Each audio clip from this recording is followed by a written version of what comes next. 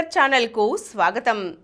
మనం నిస్వార్థ ప్రజా సేవకురాలు ప్రముఖ సంఘ సంస్కర్త అయినటువంటి శ్రీమతి హేమలత లవణం గారి స్వీయ జీవితగాథ మృత్యోర్మ అమృతంగమై నుండి ఆమె స్టూవర్టుపురం నేరస్తుల సంస్కరణకు సంబంధించి ఏమేం కార్యక్రమాలు చేశారో తెలుసుకుంటున్నాం కదండి. ఈరోజు ఇద్దరు దొంగలు లొంగిపోవడానికని ఆమె దగ్గరకు వచ్చి లొంగిపోవడం జరిగింది కదా. తరువాత ఏం జరిగిందో చూద్దాం. లొంగిపోయిన వారిలో ఇద్దరు అన్నదమ్ములున్నారు. వీరిద్దరూ తల్లిదండ్రులు లేక అనాథలుగా పెరిగిన అన్నదమ్ములు. సరైన ఆదరణ ఆప్యాయతలు అజమాయిషీ లేక సంఘ వ్యతిరేకులుగా పెరిగి జైలు పాలైన తమ్ముళ్ళు వీరు. సాలెగూటి నుండి తప్పించుకుని నీతిగా బ్రతకటానికి గిజగిజలాడుతున్న బిడ్డలు వీరు. 6 కర్నూలు జిల్లా జైల్లో ఉండగా లవణం గారు నేను వారిని చూసినప్పుడు వారంతా మేము స్వచ్ఛందంగా లొంగిపోయినా పోలీసు మా మీద పెద్ద శిక్ష పడేట్టుగా ఛార్జిషీటు పెట్టింది. అందుకని మేము నిర్దోషులమనే వాదిస్తాం. మంత్రి ముందు లొంగిపోయిన ఇజాకుకు అంత పెద్ద శిక్షే పడింది అన్నారు. ఈ కేసు వలన వారికి స్టూవర్టుపురం వాళ్ళకి మా ఇద్దరి పట్ల చలించని గౌరవభావం ఏర్పడింది. మా శ్రమ తపన త్యాగం ఇటు దొంగలలో అటు గ్రామస్తులలో మంచి ప్రభావాన్ని చూపించింది. పత్రికల ద్వారా ఈ సంస్కరణ కార్యక్రమానికి చాలా ప్రచారం జరిగింది. ఈ పరిణామాలు మిగిలిన ఎరుకుల సెటిల్మెంట్స్ సీతానగరం, కప్పరాళ్లతిప్ప, కావల్లోని కచేరిమిట్ట, ఏలూరు వద్దనున్న ఎరుకుల సెటిల్మెంట్, కర్నూలు జిల్లాలోని సిద్ధాపురం సెటిల్మెంట్ అన్నిటిలోనూ స్టూవర్టుపురం సంస్కరణోద్యమం వార్తలు పాకిపోయాయి. ఆ గ్రామాలలోని కొందరు పెద్దలు వచ్చి మా గ్రామం రండి అంటూ ఆహ్వానించారు. ఒక్క సిద్ధాపురం తప్ప మిగిలిన అన్ని సెటిల్మెంట్స్లో సంస్కరణ కార్యక్రమాలు ప్రారంభించాం. సంస్కరణ ప్రచారం వల్ల ఇతర కులాలలోని దోషులు, జైళ్లలోని ఖైదీలు ఉత్తర ప్రత్యుత్తరాల ద్వారా మాతో పరిచయాలు ఏర్పరచుకొని శిక్షానంతరం మా వద్దకు వచ్చేవారు. ఇది ఒక పెద్ద ఉద్యమమై ఆంధ్రదేశంలో ప్రప్రథమ నేరస్తుల సంస్కరణోద్యమంగా ప్రసిద్ధికెక్కింది.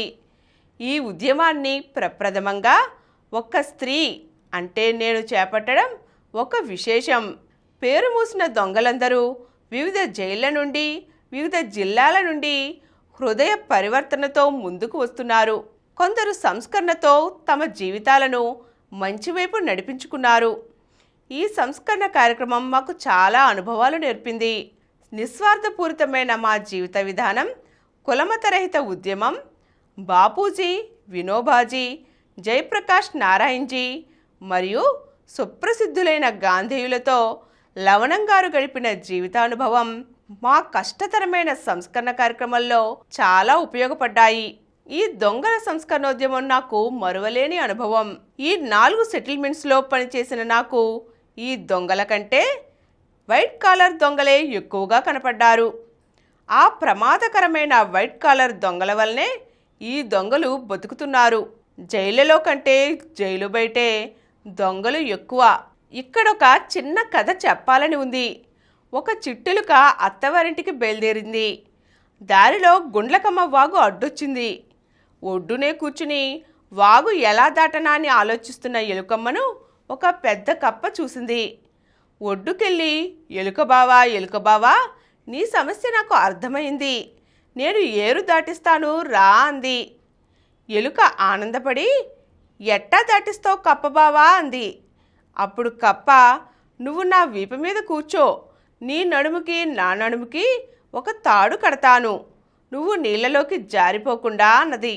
కప్ప మాటలు నమ్మి చిట్టెలుక కప్ప వీపు మీద కూర్చుంది.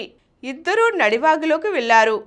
కప్పబావకు దుర్బుద్ధి పుట్టి నీళ్లలో మునుగుతూ తేలుతూ ఆటలాడింది. ఇది పైన ఎగురుతున్న గద్ద చూసింది. రివ్వున వచ్చి తేలుతున్న ఎలుకను తన్నుకుపోయింది. పైకి వెళ్ళి కిందకు చూసేటప్పటికీ కప్ప కనబడింది. అప్పుడు గద్ద ఓహో కప్పగారు మీరెందుకొచ్చారు అని అడిగింది. అప్పుడు కప్ప తన దుర్బుద్ధిని చెప్పింది. అయితే ముందు నేనే తింటా అన్నది గద్ద. ఇక్కడ ఎలుక దొంగ అనుకుంటే కప్ప వైట్ కలర్ దొంగ, గద్ద పోలీసు. అన్ని సెటిల్మెంట్స్లోనూ ఇదే పరిస్థితి. గుంటూరు, విజయవాడ, బాపట్ల, నెల్లూరు, కర్నూలు, విశాఖపట్నం, రాజమండ్రి, వరంగల్ జిల్లాల జైళ్లు, సెంట్రల్ జైళ్లు అన్నిటినీ చూసాం. ఈ జైళ్లలోని ఖైదీలు నాతో ఉత్తర ప్రత్యుత్తరాలు జరిపేవారు. మేము బయటికొచ్చాక మమ్మల్ని మేము సంస్కరించుకొని మంచి జీవితం గడుపుతామని రాసేవారు. చాలామంది ఈ మాట నిలుపుకున్నారు కూడా. ఈ అన్ని సెటిల్మెంట్స్లోనూ మా ఉపదేశాలు, దొంగల కుటుంబాలకు పరామర్శలు, పునరావాసం కల్పించడానికి మేము పడే యాతనలు ఇవన్నీ ఒక ఎత్తు. దొంగలు వారి నిలకడలేని వాగ్దానాలు, వారి అసత్యపు ప్రమాణాలు, లాకప్పులు, లాఠీలు, దొంగల స్త్రీల బాధలు ఇవన్నీ మరో ఎత్తు. ఈ ఉక్కిరి బిక్కిరి కంపను తొలగించుకుంటూ మా సంస్కరణోద్యమాన్ని కొనసాగిస్తూనే మర్యాదకరమైన జీవితం, అమర్యాదకరమైన జీవితాలకు తేడా చూపిస్తూ చదువులు, వాటి అవసరం, శ్రమజీవనం, ఉద్యోగాలు, వాటి వలన లభించే గౌరవం ఇవన్నీ దొంగలకు చెబుతూ ఉద్యోగాలు ఇప్పిస్తూ వచ్చాం. ఇలా ఈ సంస్కరణోద్యమం 2024 నాటికి 30 ఏళ్ళు నిండిపోయింది. ఈ సెటిల్మెంట్స్ అన్నిటికీ పంచాయతీ స్థాయి కల్పించాం. చదువులు, డిగ్రీలు, ఉద్యోగాలు, శ్రమించే పనులు, ఈ మార్పులు ఆ గ్రామాలలో వాతావరణాన్ని పూర్తిగా మార్చివేశాయి. స్టువర్ట్పురంలో సంస్కార కేంద్రం ఈనాడు బాలబాలికలకు, స్త్రీలకు, యువకులకు చదువు, వృత్తి శిక్షణా కార్యక్రమాలు సాగించింది. అందుకే ఇప్పుడది స్తువార్తపురం అయ్యింది. మా ఇద్దరి దంపతుల చరిత్రలోని నైతిక శక్తి, త్యాగం, నిరాడంబర జీవితం, అవినీతి పరులైన వారి జీవితాల మార్పుకు ప్రత్యక్ష పాఠం.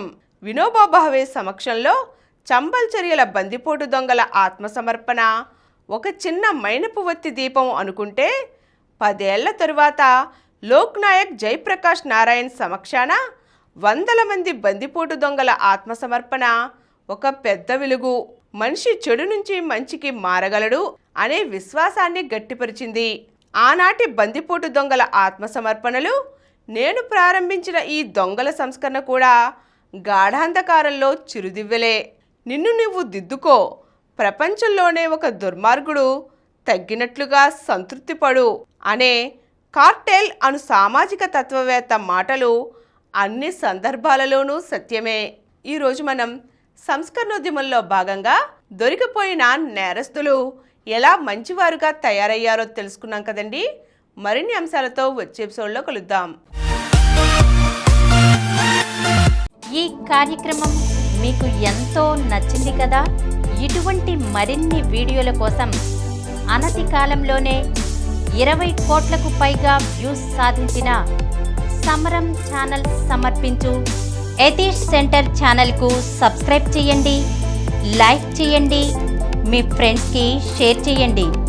అలాగే ప్రక్కనున్న గంట సింబల్ని ప్రెస్ చేయడం మర్చిపోకండి.